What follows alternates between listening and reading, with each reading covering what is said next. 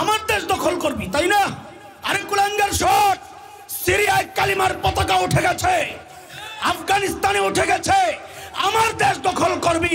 আরে আমরা তো স্বপ্ন দেখি দিল্লির লালকেল্লায় আবারও কালিমার পতাকা পথ করে উঠবে, পথ করে উঠবে। আফগানিস্তানে আমেরিকা ঢুকেছে, তালেবানরা যদি মনে করত হেকমতের অংশ হিসাবে এখন চিল্লায় বের হয়ে যাও, হেকমতের অংশ হিসাবে এখন খানকায় ঢুকে যাও, হেকমতের অংশ হিসাবে এখন উম্মতের জন্য বৈশা বৈশা কান্দো আর দোয়া করো, তাহলে কুত্তা আমেরিকা জিন্দিগিতে আফগানিস্তান ছাড়তো না। ওরা বুঝে গেছে ঘরে ঢুকেছে কুত্তা, হাতে নিতে হবে মুগুর দেখাইছে তো কুত্তা লেজ গুটায়া পালাতে বাধ্য হয়েছে। উম্মতের আলেমরা প্রয়োজনে দোয়া করবে, চোখের পানি ফেলবে, উম্মতের আলেমরা ভালো করে করে বুঝাবে, প্রয়োজনে নরম ভাবে কথা বলবে। যদি আপনি রোগী হন হালকা, আপনাকে প্যারাসিটামল দিবে, যদি হয় আরেকটু বেশি অ্যান্টিবায়োটিক দিবে, যদি আরেকটু বেশি হয় ইঞ্জেকশন দিবে, যদি তাও দেখে বেশি, যদি দেখি ইন্টারন্যাশনাল সোসাইটি ফর কৃষ্ণা কনসাসের মতো ওই রকম উগ্র সংগঠন বাংলাদেশের স্বাধীনতা সার্বভৌমত্ব নষ্ট করার জন্যে বিদেশি চক্রের সাথে চক্রান্ত করছে, এদেশীয় পাঁচাটা গোলামরা তাদের মাথায় সওয়ার হইয়া এই দেশকে অস্থিতিশীল করতে চেষ্টা করছে, তাইলে সারা জিন্দেগি যেই জিহাদি চেতনা লালন করছি সেই অপারেশনের মাধ্যমে শত্রুকে প্রতিহত করা হবে।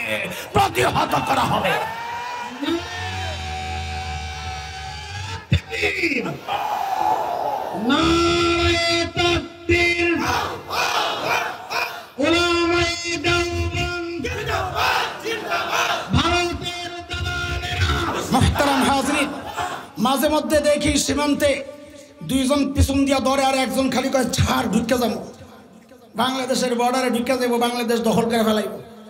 আমি বলি আসেন খেলা হবে, আসেন। যেই জিহাদি চেতনা ছোটবেলা থেকে হৃদয়ে লালন করছি, প্রয়োগের কোনো সুযোগ তো পাচ্ছি না, তোরা না ঢুকলে সেই সুযোগ তো পাবো না। ঢোক, আমার দেশ দখল করবি, তাই না? আরে কুলাঙ্গার শট, সিরিয়ায় কালিমার পতাকা উঠে গেছে, আফগানিস্তানে উঠে গেছে, আমার দেশ দখল করবি। আরে আমরা তো স্বপ্ন দেখি দিল্লির লালকেল্লায় আবারও কালিমার পতাকা পথ করে উঠবে। আমরা রহমতের নবীর ওয়ারিসরা আবার এত গরম কেন? এমন একটা আওয়াজ হয় কি হয় না? কথা বলেন। কিন্তু আপনাদেরকে দেখলে তো মনে হয় না আপনারা গরম হন। রহমতের নবীর ওয়ারিসরা গরম হবে কেন?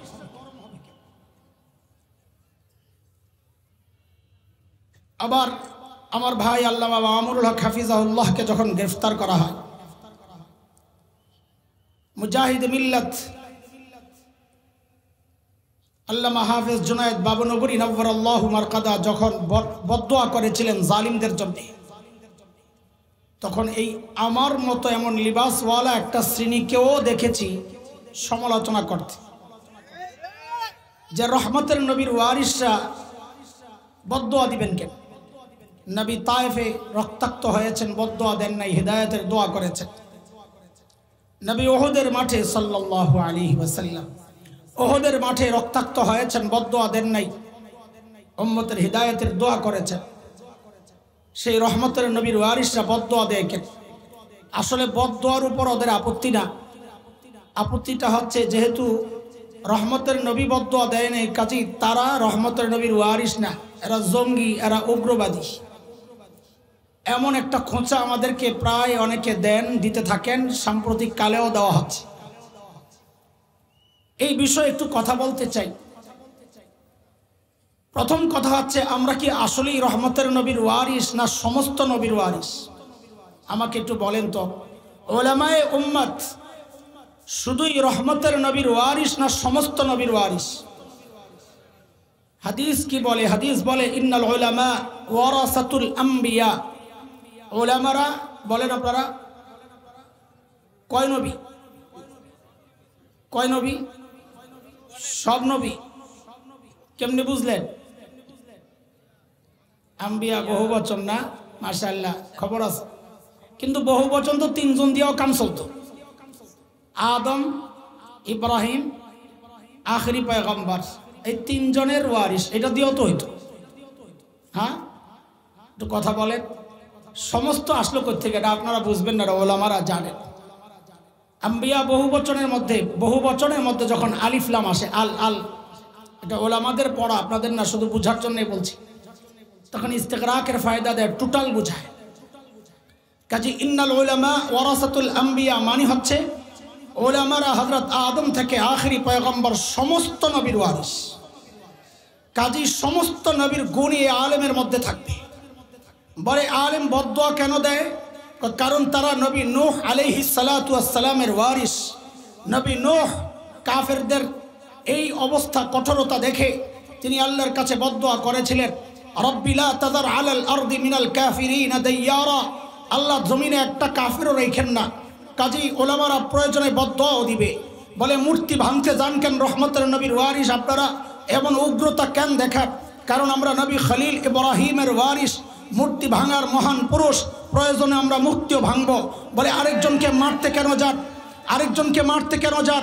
বলে অন্যায় দেখলে মারতে যাব কেন? আমরা নবী মূসা আলাইহিস সালামের ওয়ারিস, এক ঘুষা দিয়েই জীবন পাপ। বলে আবার জীবন আর কল্লা কেন দিতে চান? বলে কারণ আমরা নবী জাকারিয়ার ওয়ারিস, দ্বীনের জন্য আমরা কল্লা দিতে জানি।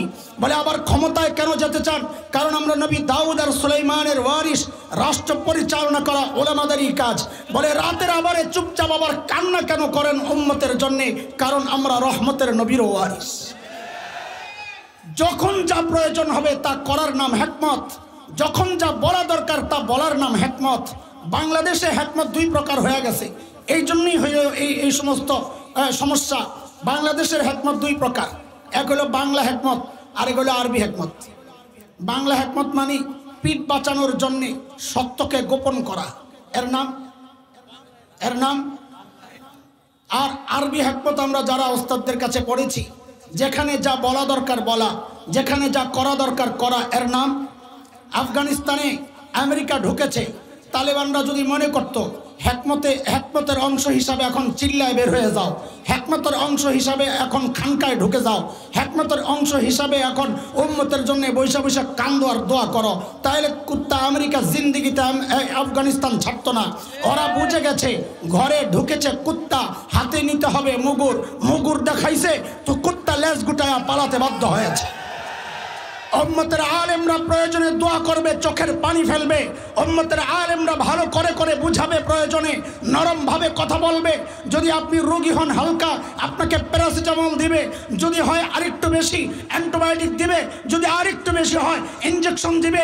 যদি তাও দেখে বেশি, যদি দেখি ইন্টারন্যাশনাল সোসাইটি ফর কৃষ্ণা কনসাসের মতো ওই রকম উগ্র সংগঠন বাংলাদেশের স্বাধীনতা সার্বভৌমত্ব নস্যাৎ করার জন্যে বিদেশি চক্রের সাথে চক্রান্ত করছে, এদেশীয় পাঁচটা গোলামরা তাদের মাথায় সওয়ার হইয়া এই দেশকে অস্থিতিশীল করতে চেষ্টা করছে, তাইলে সারা জিন্দেগি যেই জিহাদি চেতনা লালন করছি, সেই অপারেশনের মাধ্যমে শত্রুকে প্রতিহত করা হবে।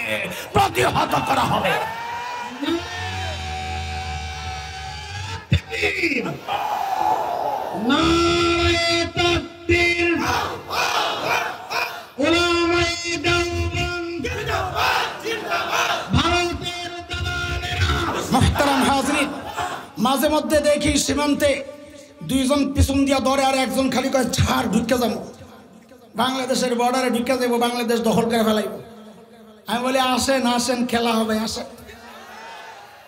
যেই জিহাদি চেতনা ছোটবেলা থেকে হৃদয়ে লালন করছি, প্রয়োগের কোনো সুযোগ তো পাচ্ছি না। তোরা না ঢুকলে সেই সুযোগ তো পাবো না। ঢোক, আমার দেশ দখল করবি, তাই না? আরে কুলাঙ্গার শট, সিরিয়ায় কালিমার পতাকা উঠে গেছে, আফগানিস্তানে উঠে গেছে, আমার দেশ দখল করবি। আরে আমরা তো স্বপ্ন দেখি দিল্লির লাল কেল্লায় আবারও কালিমার পতাকা পথ করে উঠবে।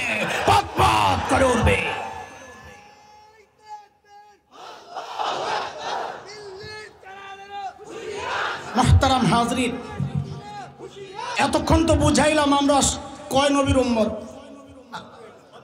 ওয়ারিস, কয় নবীর ওয়ারিস। কিন্তু আমাদের নবীও কি সবসময় খালি দয়াই দেখাইছেন না একটু কঠোরও হয়েছেন? এটা একটু দেখেন। আমি শুধু মক্কা বিজয়ের অল্প কিছু কথা আপনাদেরকে শোনাইতে চাই। সবচেয়ে বড় ক্ষমাটা মক্কা বিজয়ের সময় হয়েছে।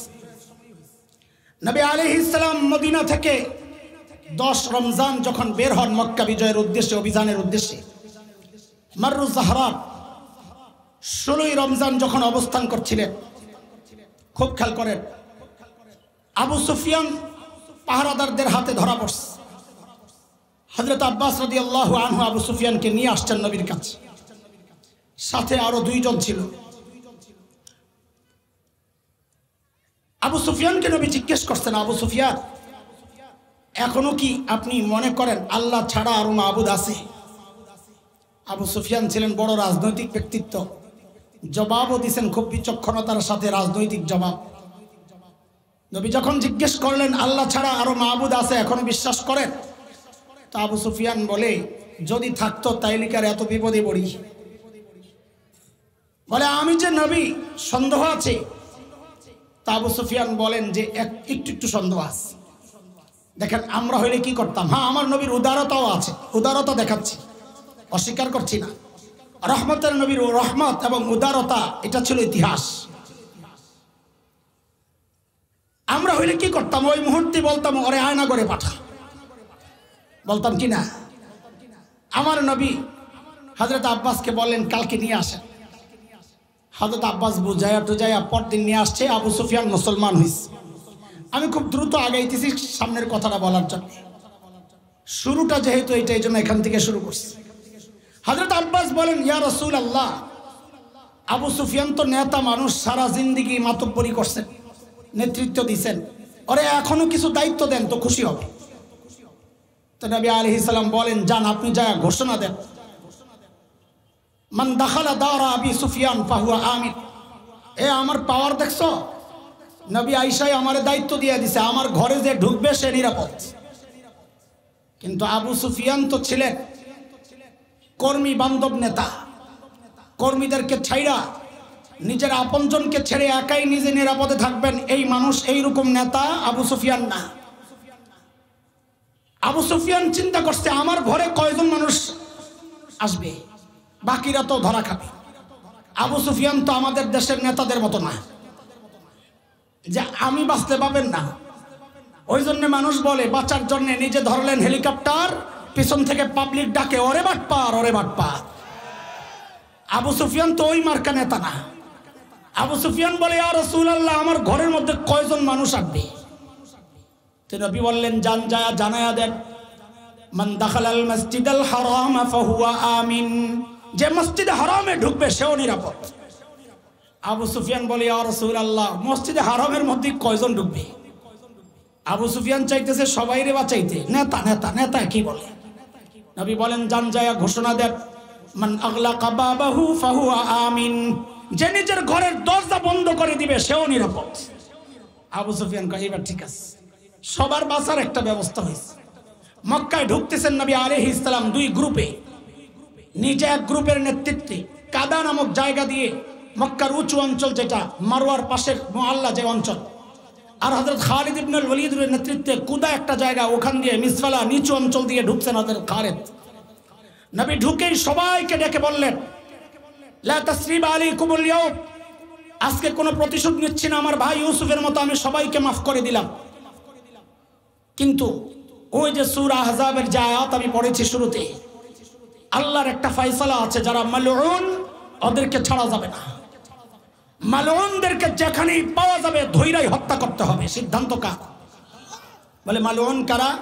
যারা আল্লাহ আল্লাহ রাসূলকে কষ্ট দেয়। তার আগের 2 আয়াতই আছে, এটা আমি আয়াত পড়ছি না, দেরি হবে। নবী ঘোষণা দিয়ে দিলেন যে মালউনদেরকে ছাড় নাই। এই মালউন কারা, কাদেরকে ছাড় নাই? শেখ ইবনে তাইমিয়া রাহমাতুল্লাহি আলাইহি তার বিখ্যাত কিতাব আস-সারিমুল মাসলুল আলা শাতিমির রাসূলে 15 জনের নাম এনেছেন। আব্দুল্লাহ ইবনে খাতাল, কুরতুনা, কুরাইনা, সাররা, মাকিস ইবনে সুবানা, হুয়াইরিস ইবনে নাকিদ, আব্দুল্লাহ ইবনে জিবিরা, আব্দুল্লাহ ইবনে সাদ ইবনে আবি সারাহ, ইকরামা ইবনে আবি জাহল, ওয়াহশি ইবনে হারব, হিন্দা বিনতে উতবা, উহবার ইবনুল আসওয়াদ, হারিস ইবনে তলাতিল, কাব ইবনে জুহাইর, হুবাইরাহ বিনতে আবি ওয়াহাব আল মখজুমি। নবী গনে গনে 15 জনের নাম ঘোষণা করলেন যে এদেরকে যেখানেই পাওয়া যাবে ধৈরাই হত্যা করতে হবে। আমি শুধু জিজ্ঞেস করি, এই ঘোষণাটা দিলেন কে? আরে ফয়সালা তো আল্লাহর, ঘোষণা দিলেন কে? হ্যাঁ আল্লাহ রসুল এই জায়গায় আমরা খালি একটু খোসা দেওয়ার জন্য বলবো রহমতের নবী বলেন, বুঝেন নাই? হিসাবটা বুঝেন নাই? কে কে ঘোষণা কার? আরে বলেন না, যেই রহমতের নবীর ওয়ারিস কয়া খোসা দেন, ওই রহমতের নবীর ঘোষণা পাইলেই ধৈর্য হত্যা করতে হবে। আব্দুল্লাহ ইবনে খাতাল সাহাবেরা তো হায় এত রাগ, 10 টন রাগ আছিল মক্কাবাসীর উপর। বিলি করলে হয়তো কেজি কেজি করে পড়তো। এখন মাত্র 15টা, তো এক একটার ভাগে তো বহু টন। হ্যাঁ বহু রাগ। দেখেন না, কাউরে পায় না। সীমান্তে 2-4টারে পাইলে সাপের মতন পিটাইয়া কলা পাতায় সহায়ত হয়। আর দেখেন না এই কালামানিককারে লাঠি দিছে দিছে, পিছন দিয়া না দিয়া মহাব্বত করে সামনে দিয়া দিছে, জীবনের আশা ভরসা সব বাদ। দেখেন না এগুলা? কারণ সব রাগ এক জায়গায় উঠছে। তার এমনই শাস্তি হওয়া উচিত। একজন নির্দোষ মানুষ, তারা যেই আসামি করেছে, আল্লামা দিলওয়ার হোসেন সাঈদী রহিমাহুল্লাহ, আমাদের সাথে কিছু মতপার্থক্য থাকতে পারে, রাজনৈতিক মতপার্থক্য থাকতে পারে, কিন্তু মানুষটা মজলুম ছিলেন। এই মানুষকে ফাঁসিতে ঝুলানোর জন্য এই কুলাঙ্গার যেভাবে প্রতিবাদে সোচ্চার হয়েছিল, আমরা বলি শুধু লাঠি দিয়া সামনেরটা বাতিল করে না, ওরে রাজপথে উল্টা ঝুলাইয়া টুকরা টুকরা করে কুত্তা দিয়া খাওয়ানো দরকার ছিল। আব্দুল্লাহ ইবনে খাতাল যায়া কাবার গিলাফ দিয়া নিজেরে জড়াইছে। কাবার গিলাফ দিয়া কেন জড়াইলো? কেন মনে করছে কাবারে মুসলমান মহাব্বত করে, তো গিলাফ দিয়া জড়াইলে কাবার ইজ্জতে মনে হয় আমারে ছেড়ে দিব। ওই যে এখন যাব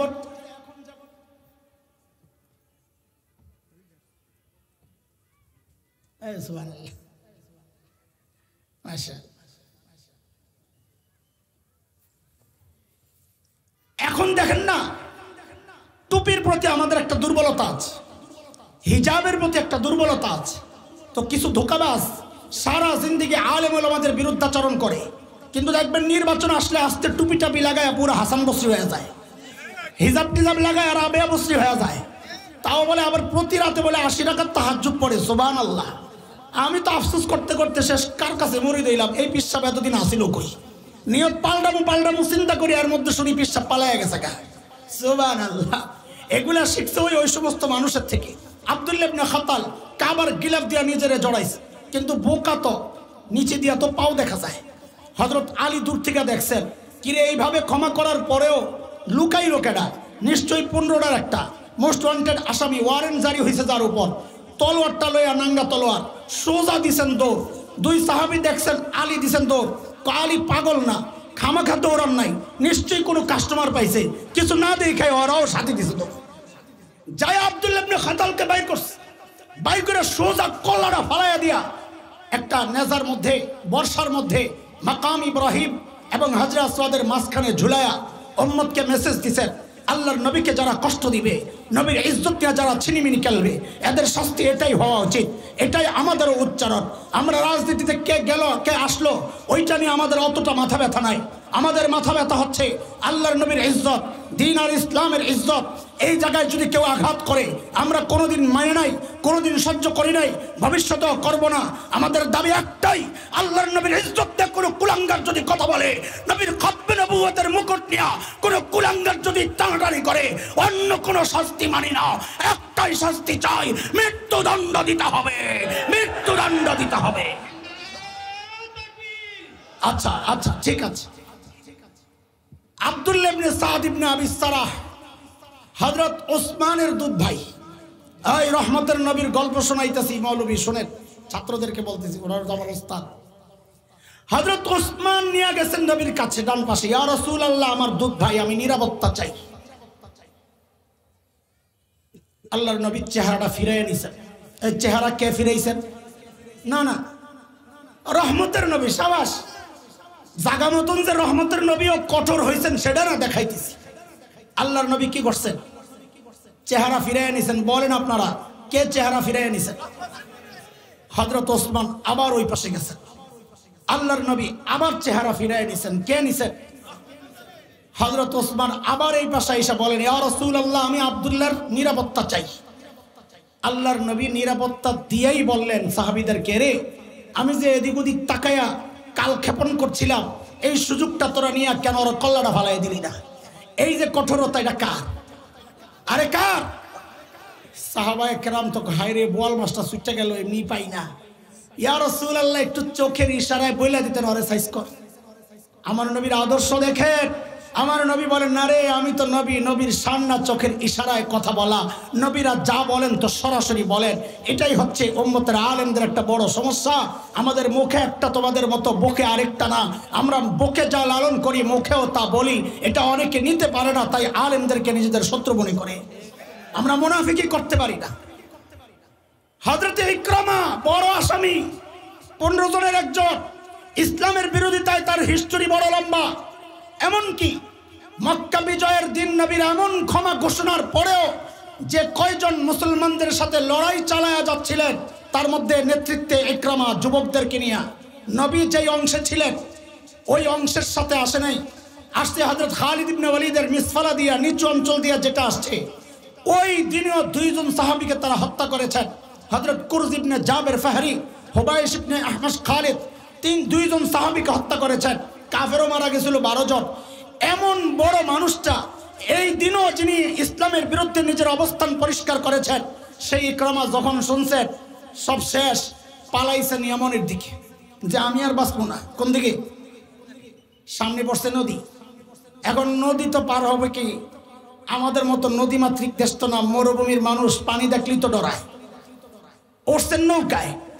যেই নৌকায় উঠছে এমন ঝড় তুফান শুরু হয়েছে, এখন হযরত ইকরামা ডাকা শুরু করছে, ইয়া লাত ইয়া উজ্জা ইয়া মানাত ইয়া হুবাল, আমারে বাঁচাও। মাল্লা মাঝি কি কয়, মুরব্বি কাম হইব না। পানির মধ্যে লাত উজ্জা আপনারে বাঁচাইতে পারবে না। কে বাঁচাবে? বলে স্থলে যিনি বাঁচান সেই আল্লাহ। হায় হায়, মাঝির ওই কথা ইকরামার দিলে যায় লাগছে। কার কথায় কার হেদায়েত হয়ে যায় বলা যায় না। হযরত ইকরামার দিলে যায় ওটা লাগছে, সাথে সাথে বললেন, আল্লাহুম্মা লাকা আহদুন ইন আফাইতানি মিম্মা আনা ফি আন আতিয়া মুহাম্মাদা হাত্তা আদা ইয়াদাইয়া আলা ইয়াদাইহি ফালা আজিদান্নাহু আফুওয়ান গফুরান কারীমা। আল্লাহ যেই বিপদে পড়ছি বাঁচায়া দিলে সাথে সাথে নবী মুহাম্মদের কাছে হাতে হাত রাইখা আমি মুসলমান হয়ে যাব। কই গেলে না তোরে মারবে? হযরত ইকরামা বলেন, না আমি মুহাম্মদ চিনি। ফালা আজিদান্নাহু আফুওয়ান গফুরান কারীমা, আমার বিশ্বাস তিনি আমাকে ক্ষমা করে দিবেন, আমার সাথে সুন্দর আচরণ করবেন। এদিক দিয়ে ইকরামার বিবি উম্মে হাকিম বিনতে হারিস ইবনে হিশাম, তিনি পিছন দিয়ে দৌড়াইতেছেন জামাইয়ের জন্য, নবীর কাছ থেকে ক্ষমা নিছেন, নিরাপত্তা নিয়ে নিছেন। নবী মাফ করে দিয়েছেন ইকরামারে, মাফ মাফ দেখাইতেছি, মাফ মাফ করে দিয়েছেন। উম্মে হাকিম যায়া নদীর পারে দাঁড়ায়া ডাকতেছেন, ইয়াবনাম, ও শাস্তো ভাই। জামাইরে কি কয়? আরে আগের সম্পর্ক আর কি, আগে চাচাতো ভাই ছিল। আমার এক চাচাতো ভাইয়ের কাছে আমার বোন বিয়ে দিস, আপন বোন। তা আমরা তো দুলাভাই ডাকি না, মান্নান ভাই ডাকি, আব্দুল মান্নান নাম। কিন্তু সমস্যা হলো আমার বোনও মাঝে মাঝে মান্নান ভাই ডাকি। এটা এমনই হয়। ইকরামার বিবি ডাকতেছেন, ইয়াবনাম ইন্নী ক্বাদ জিতু মিন ইনদি আবাররিন নাস ওয়া আওসালিন নাস ওয়া খায়রিন নাস قد استأمنت لك رسول الله صلى الله عليه وسلم فلا تهلك نفسك। ও আমার ভাই, আমি এমন একজন মানুষের কাছ থেকে এসেছি যিনি সবচেয়ে ভালো মানুষ, সবচেয়ে উন্নত চরিত্রের, সবচেয়ে উদার এবং আত্মীয়তার সম্পর্ক মূল্য দেওয়ার ক্ষেত্রে সবচেয়ে দায়িত্বশীল। তার কাছ থেকে তোমার জন্য নিরাপত্তা নিয়ে আসছি, সুতরাং তুমি নিজেকে ধ্বংসের মুখে ঠেলে দিও না। জামাইরে লইয়া, মুসলমান হয়েছে জামাই, মক্কার দিকে রওনা দিছে। আমার নবীর আখলাক দেখেন, মক্কার দিকে রওনা দিছে। সাহাবীরা তো জানে ইকরামারে নবী মাফ করে দিস, কিন্তু নবীর আশঙ্কা ইকরামারে মাফ তো আমি করছি, আমার সাহাবীরা তো ইকরামারে সাইজ করতে পারবে না, না জানি আবার জাল মিটানোর জন্য ইকরামার সামনে বাবা আবু জাহেল রে গাইলে কিছু জাল মিটায় কিনা, এটাও আমার নবীর চিন্তা। এক সাহাবী এসে খবর দিছে, ইয়া রাসূলুল্লাহ ইকরামা আসতেছে। আল্লাহর হাবিব ওই আশঙ্কার কারণে রিওয়ায়াত আসছে যেখানে ছিলেন লাফ দিয়ে বাইরে, লাফ দিয়ে বাইরে এসে ডাক দিয়ে বলতেছেন, শোনো শোনো, ইয়াতিকুম ইকরামা মুমিনা ফালা তাসুব্বু আবাহু ফাইন্না সাব্বাল মাইয়িত ইউজিল হাই। এই শোনো শোনো, ইকরামা মুসলমান হয়ে আসতেছে, খবরদার তোমরা কিন্তু ইকরামার বাবা আবু জাহেল রে গালাগালি করো না। কেন? মৃত ব্যক্তিরে গালি দিলে জীবন্ত আপনজনরা কষ্ট পায়। আমার নবীর আখলাক, নবী ইকরামাকেও মাফ করেছেন। হ্যাঁ, আব্দুল্লাহ ইবনে সাদ ইবনে আবি সারাহকেও মাফ করেছেন, আবু সুফিয়ানকেও মাফ করেছেন, আরো অনেককে মাফ করেছেন। কিন্তু আমার কাছে সবচেয়ে অবাক লাগে হুবার ইবনুল আসওয়াদের ক্ষমাটা আমি নিজে কোনোভাবে মাইনে নিতে পারি না। এটা কিভাবে সম্ভব? হুবার ইবনুল আসওয়াদকে একটু সংক্ষেপ শুনেন। নবী আলাইহিস সালামের এক মেয়ে হযরত যায়েনব মক্কায় ছিলেন, সন্তান সম্ভবা, পেটে বাচ্চা হওয়ার সময় হয়েছে। স্বামী আবুল আস স্ত্রীকে বললেন, তুমি যদি চাও মক্কায় থাকতে পারো, আর যদি চাও হিজরত করে বাবার কাছে চলে যাবা তাও করতে পারো। হযরত যায়েনব সিদ্ধান্ত নিলেন হিজরত করে চলে যাবেন। আবুল আস নিজের ভাই কেনানার মাধ্যমে পাঠাইছেন, যাও ওকে আগায়া দিয়ে আসো। কিন্তু আবু সুফিয়ান সহ মক্কার নেতারা সিদ্ধান্ত নিল না, এইভাবে প্রকাশ্যে দিনে দুপুরে মুহাম্মদের মেয়ে আমাদের সামনে দিয়ে চলে যাবে, এটা আমাদের প্রেস্টিজের ব্যাপার, আমরা যেতে দিব না। যায়া পথ আগলে দাঁড়াইছেন যে না, এইভাবে আমরা যেতে দিব না। কিন্তু ওই হুবার ইবনুল আসওয়াদ কি করছে জানেন?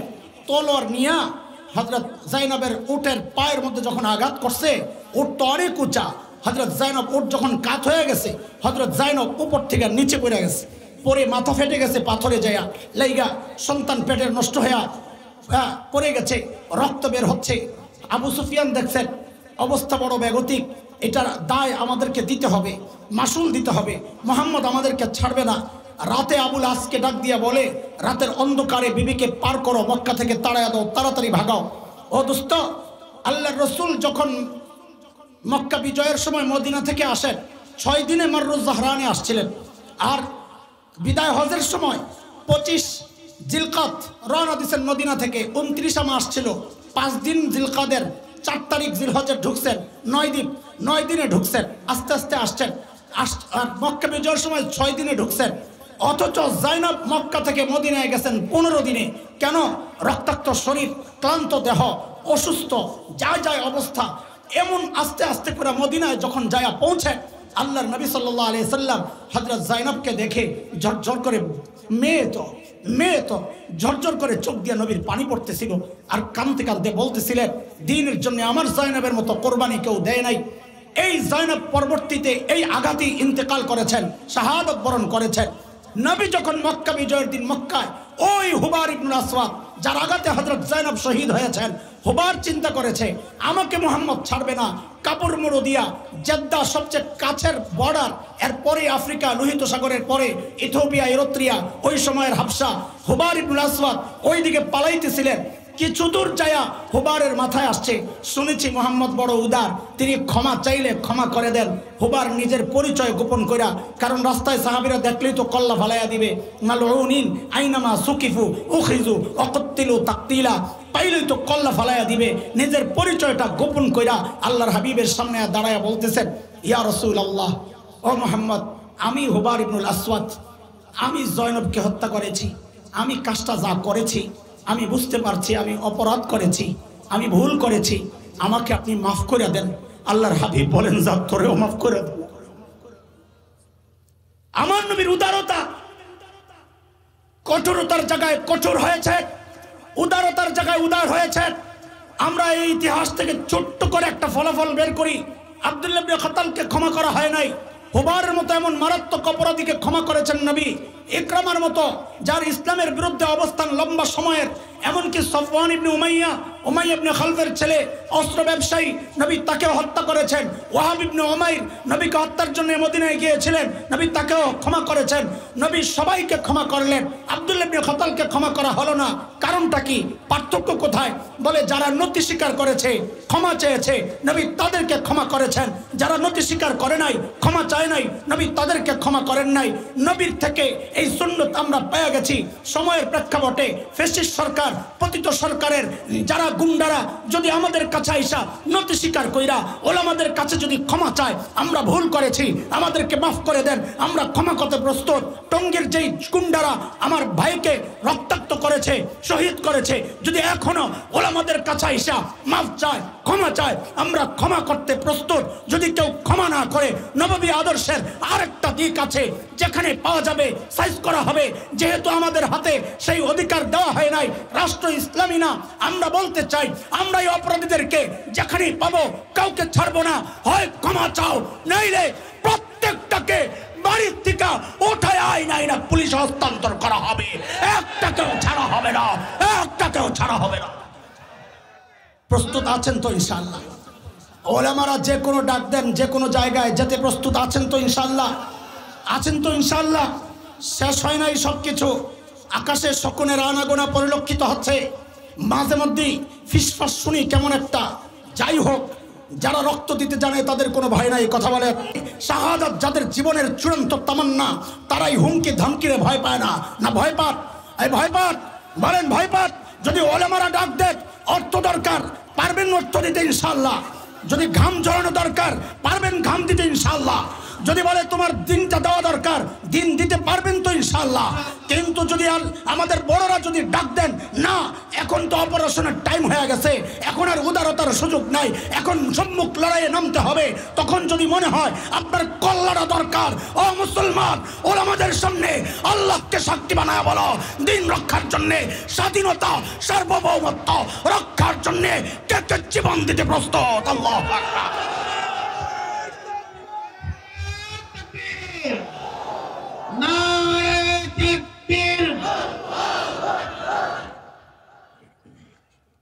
আজান হয়ে যাবে বা হচ্ছে, আমাদের কথা শেষ। ওলামাদের ভূমিকা আপনাদের বোঝা দরকার। আমরা রাতে কান্না করি, রাস্তায় আবার লাঠি নিয়ে নামি। বিষয় কি? বলে এটার নাম হিকমত। যেখানে যা করা দরকার করা, যেখানে যা বলা দরকার বলা, এটার নাম, বলেন এটার নাম উম্মতের আলেমরা হিকমতওয়ালা। হিকমতের সাথেই কাজ চলছে, ভুল বুঝার কোনো কারণ নাই। আপনি বুঝেন না, এসব বুঝা যান, সমালোচনা করবেন না। আল্লাহ সহি বুঝদান করেন, আমিন। ওয়া আখিরু দাওয়ানা আলহামদুলিল্লাহ।